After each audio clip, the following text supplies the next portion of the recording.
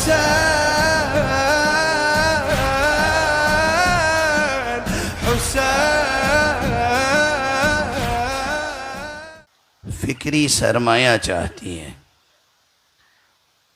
تشریح کرنے والے کے لیے بھی بہت فکری سرمایہ چاہیے، اور جس کے سامنے تشریح کی جا رہی ہے اس کی بھی ظرفیت بہت ہونی چاہیے.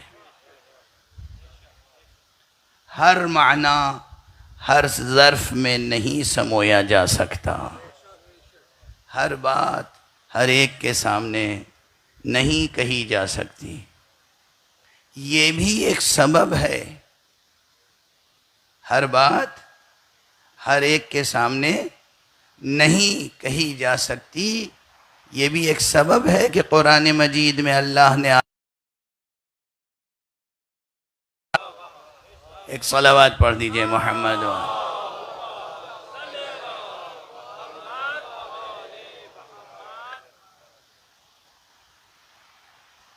جناب اقبال شاہ صاحب غالباً جگہ فرش پر تلاش کر رہے ہیں. ادھر کرسی پہ تشریف فرما ہو جائیں. آپ آئیے ادھر تشریف لے آئیے. ایک صلوات پڑھ دیجئے محمد و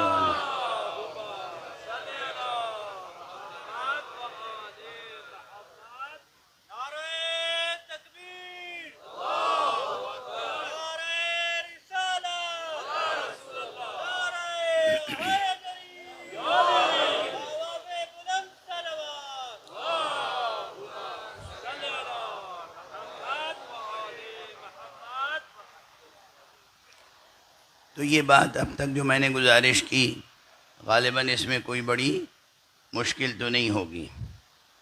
کچھ لفظیں ہیں جن کا ایک لفظ میں ترجمہ ممکن ہے. کچھ لفظیں ہیں جن کا ایک لفظ میں ترجمہ ممکن ہی نہیں ہے. اچھا، جو عام لفظیں ہیں جن کا ایک لفظی ترجمہ ممکن ہے، جب وہ کوئی خلاق مضامین استعاراتی اسلوب میں استعمال کرے تو اس کا ترجمہ بھی مشکل ہو جاتا ہے. چہ جائے کہ وہ کلمہ جو پہلے ہی سے ناقابل ترجمہ ہو وہ اس کی زبان سے ادا ہو جو خلاق مضامین ہے.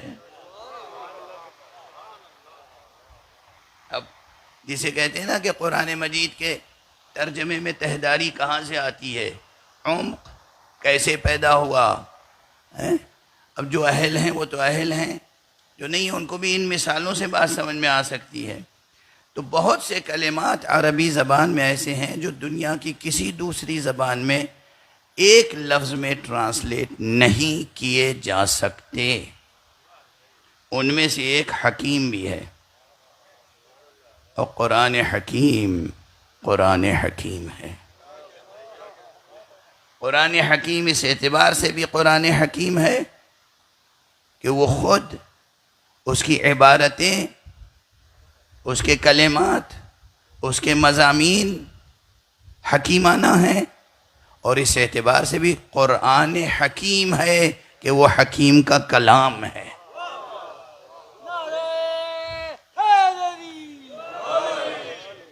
یعنی کلام بھی حکیم ہے، متکلم بھی حکیم ہے. اور جہاں دونوں حکیم ہوں وہاں پھر کیسا حکمتوں کا گہرا سمندر ہوگا. بہرحال اس قرآن حکیم کی یہ ایک آیت ہے جو میں نے آپ حضرات کے سامنے تلاوت کرنے کی سعادت حاصل کی. سورہ مبارکہ ملک کی آخری آیت. سورہ مبارکہ ملک یہی بسم اللہ الرحمن الرحیم تبارک الذی بیدہ الملک وہو علی کل شیء قدیر لیبلوکم ایکم احسن عملا. یہ جو پورا سورہ ہے انتہائی پرشکوہ قصیدہ ہے. اب جو لوگ ہمارے استعارے سمجھتے ہیں ان کے لیے آسان ہے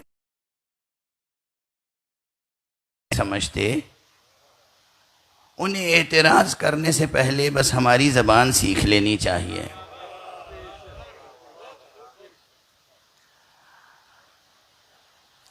سورہ مبارک ملک ایک مرصع، ایک پر شکوہ پر عظمت قصیدہ ہے، جس میں تمہید قصیدے کی، تشبیب قصیدے کی توحید پر ہے، اور اختتام قصیدے کا نعت حضرت صاحب الزمان عجل اللہ تعالی فرجہ۔